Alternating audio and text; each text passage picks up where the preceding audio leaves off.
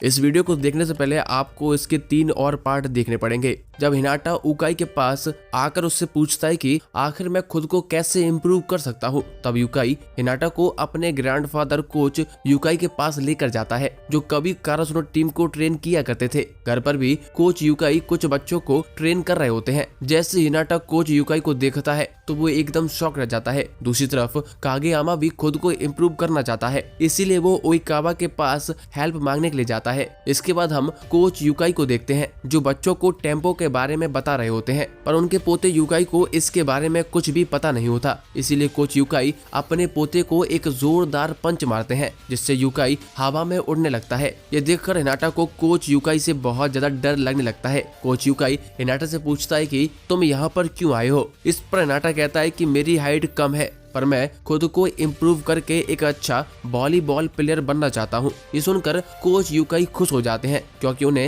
Hinata में little giant दिखाई दे रहा होता है। अब हम फिर से कागेयामा और ओइकावा पर शिफ्ट होते हैं। ओइकावा कागेयामा की कोई भी बात सुनने से मना कर देता है और उसे चिढ़ाने लगता है, पर कागेयामा ओइकावा के सामने अपना सर झुकाकर खड़ा हो जाता है। ये देखकर ओइकावा अपने भतीजी को एक फोटो क्लिक करने के लिए कहता है। फोटो के बाद ओइकावा कागेयामा की बात सुनने के लिए रेडी हो जाता है। कागेयामा कहता है कि हिनाटा खुद से एक नए अटैक के लिए ट्रेन कर रहा है और वो मुझ पर डिपेंड होना नहीं चाहता। तब ओइकावा कागेयामा से कहता है कि हिनाटा एकदम सही कर रहा है, एक सेटर को स्पाइकर के हिसाब से चेंज होना चाहिए। इसके बाद ओइकावा वहां से चला जाता है। जब ओइकावा अपने भतीजे के द्वारा क्लिक की हुई फोटो को देखता है तो वो बहुत ही गुस्सा कर लगता है, क्योंकि वो फोटो ब्लर होती है। अब हम फिर से कोच यूकाई और हिनाटा पर शिफ्ट होते हैं। कोच यूकाई हिनाटा से फास्ट ट्रैक करने के बारे में पूछता है। हिनाटा कोच यूकाई को अपने भाषा में समझाता है, पर कोच यूकाई को कुछ भी समझ नहीं आता। तब कोच का पोता कोच को बताता है कि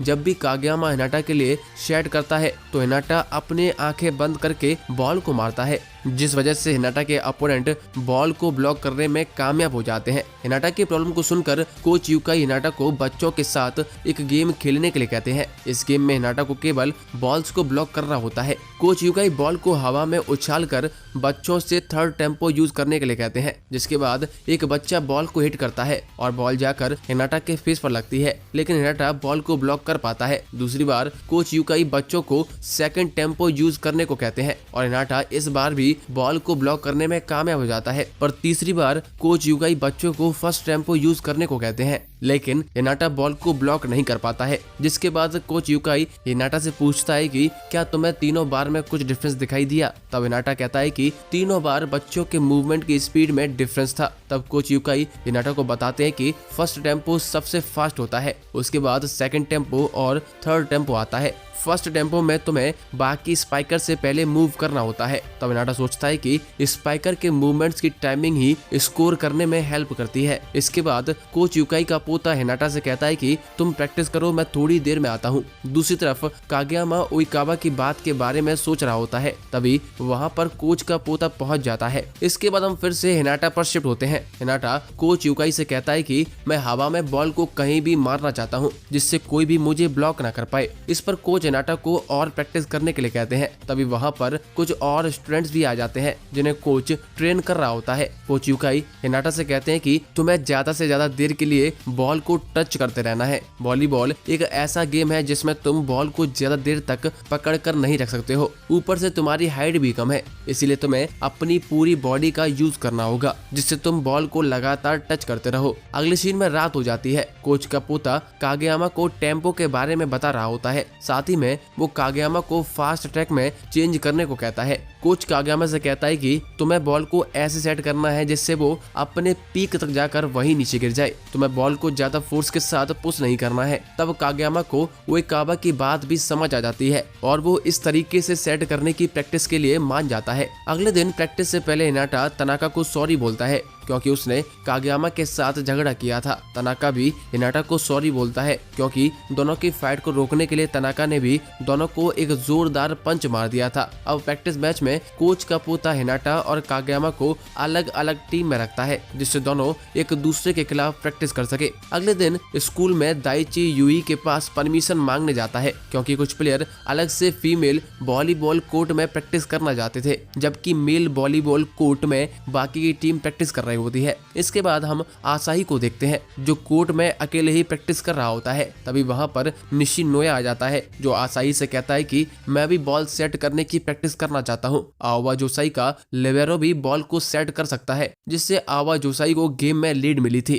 इससे इंस्पायर होकर निशिनोया भी बॉल को सेट करने का फैसला करता है। जबकि दूसरे कोर्ट में कोच का पोता दाइची और बाकी लोग अपने नेक्स्ट अपोनेंट के मैच का वीडियो देख रहे होते हैं। कागयामा भी उनके साथ होता है। दूसरी तरफ हिनाटा कोच यूकाई के साथ उनके घर पर प्रैक्टिस कर रहा होता है। हम देखते हैं कि सभी लोग प्रैक्टिस करते हुए अपना बेस्ट दे रहे होते हैं। अगले दिन की प्रैक्टिस में हिनाटा एक बहुत हाई जंप मारकर स्पाइक करता है। ये देखकर सेटर लड़की बहुत ज्यादा इंप्रेस हो जाती है। वहां पर कोच यूकाई भी होते हैं। हिनाटा उन्हें बताता है कि वो लोग टोक्यो जा रहे हैं, वहां पर नेकोमा टीम भी होगी। नेकोमा टीम के कोच नेकोमाटा ने हमें वहां पर प्रैक्टिस के लिए रेफर किया है। ये सुनकर कोच यूकाई खुश हो जाते हैं। दूसरी तरफ कागेयामा भी अपने प्रैक्टिस कर रहा होता है। तभी वहां पर टकेडा आ जाता है। टकेडा सभी को बताता है कि समर वेकेशन शुरू हो चुकी है और हम चाहे उतनी प्रैक्टिस कर सकते हैं। ये सुनकर सभी लोग खुश हो जाते हैं। आगे हम देखते हैं कि समर वेकेशन शुरू होते ही कारासुनो की पूरी टीम टोक्यो पहुंच जाती है। वहां पर उनकी मुलाकात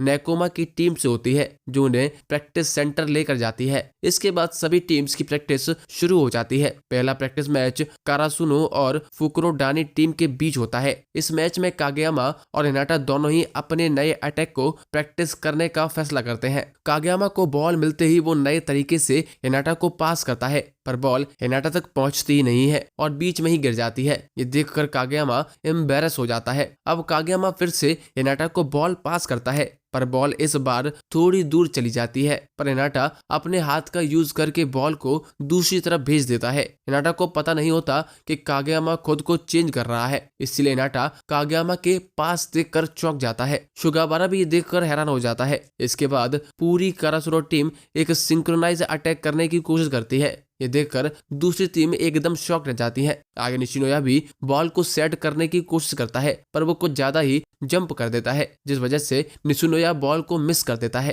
थोड़ी देर बाद मैच खत्म हो जाता है और फुकुरोडानी मैच जीत जाती है। हम देखते हैं कि सभी लोग कुछ नया ट्राई करने की कोशिश कर रहे होते हैं, पर त्सुकिशिमा खुद को चेंज करने से मना कर देता है। मैच हारने के बाद पूरी कारासुनो टीम को पेनल्टी के तौर पर पूरे स्कूल का चक्कर लगाना होता है। पेनल्टी के बाद हिनाटा और यामागुची दूसरी टीम्स का मैच देखते हैं, जिसको देखकर दोनों लोग हैरान हो जाते हैं क्योंकि सभी टीम्स अपनी पूरी कोशिश कर रही होती हैं। हम देखते हैं कि शाम होने तक कारासुनो एक भी प्रैक्टिस मैच नहीं जीत पाती और उन्हें लगातार पेनल्टी के तौर पर दौड़ना पड़ता है, जिस वजह से सभी लोग बहुत ज्यादा थक जाते हैं। इसके बाद दाइची सभी को सिंक्रोनाइज अटैक के वीडियो देखने के लिए कहता है, जिससे वो खुद को इम्प्रूव कर सके। पर आसाई को सर्व करने की प्रैक्टिस करनी होती है, इसीलिए वो प्रैक्टिस के लिए निकल जाता है। इसके अलावा यामागुची को भी फ्लोट सर्व की प्रैक्टिस करनी होती है, इसीलिए वो भी ट्रेन करने के लिए चला जाता है। जाते वक्त यामागुची त्सुकिशिमा से ट्रेनिंग करने के लिए पूछता है, पर त्सुकिशिमा पहले ही बहुत ज्यादा थक चुका होता है, इसीलिए वो कोई भी एक्स्ट्रा ट्रेनिंग करने से मना कर देता है।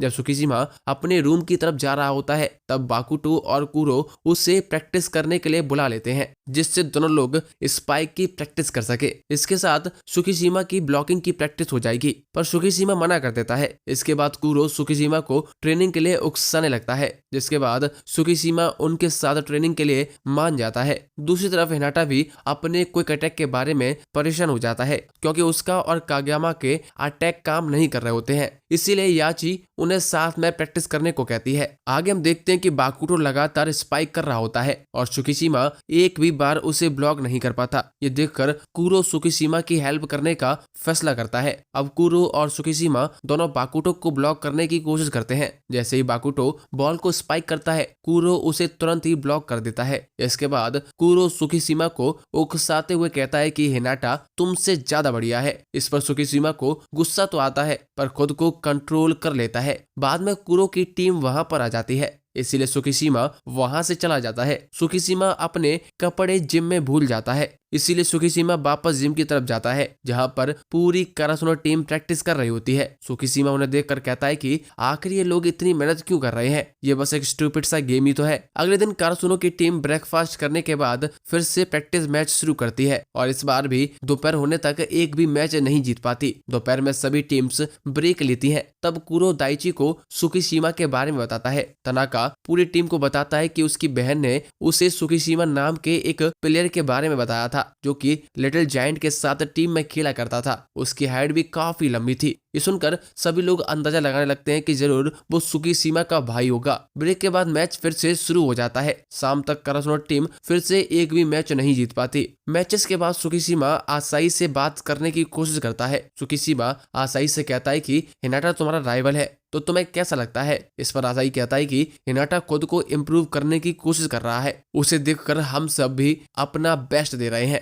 मैं भी इतनी जल्दी हार नहीं मान सकता, मैं हिनाटा को बीट करने की पूरी कोशिश करूंगा। इसके बाद अगले दिन फिर से प्रैक्टिस मैच शुरू हो जाता है। टकेडा और उकाई दोनों नोटिस करते हैं कि सुकीशिमा अपना बेस्ट नहीं दे रहा है, पर उकाई कहता है कि अगर ऐसा ही चलता रहा तो मुझे सुकीशिमा को बाहर बैठाना होगा और किसी और को मौका देना होगा। मैच के बीच में हम देखते हैं कि एक ऐसा मूवमेंट आता है कि जहां पर बॉल हवा में होती है और आसाई और हिनाटा दोनों ही बॉल को स्पाइक करने की सोचते हैं, पर जैसे हिनाटा आसाई की तरफ देखता है, आसाई का ऑरा हिनाटा को बॉल से दूर रहने के लिए कहता है, जिसके बाद आसाई बॉल को जंप मारकर स्पाइक करता है और स्कोर कर देता है। जब सुकीशिमा ये देखता है तो वो एकदम ही हैरान रह जाता है। अब तीसरे दिन भी कारासुनो एक भी मैच नहीं जीत पाती। शाम को पेनल्टी खत्म करने के बाद सभी लोग फिर से प्रैक्टिस करने में लग जाते हैं। बाकुटो फिर से सुकीशिमा से उनके साथ ट्रेनिंग करने के लिए कहता है, पर सुकीशिमा उन्हें मना कर देता है। ये देखकर हिनाटा सुकीशिमा से बात करने के लिए पहुंच जाता है, पर हिनाटा के समझाने के बाद भी सुकीशिमा उसकी बात नहीं मानता। ये देखकर हिनाटा को बहुत ज्यादा गुस्सा आ जाता है। हिनाटा यामागुची से कहता है कि अगर मेरे पास भी सुकीशिमा जितनी हाइट होती तो मुझे कोई भी नहीं रोक पाता। तो दोस्तों यहाँ होती है वीडियो खत्म। अगर आप चाहते हैं कि हम हाईक्यू कोई और पार्ट लेकर आएं तो हमें ज्यादा से ज्यादा कमेंट करके बताएं और वीडियो को लाइक भी करें, तो हम अगली वीडियो जरूर लेकर आएंगे।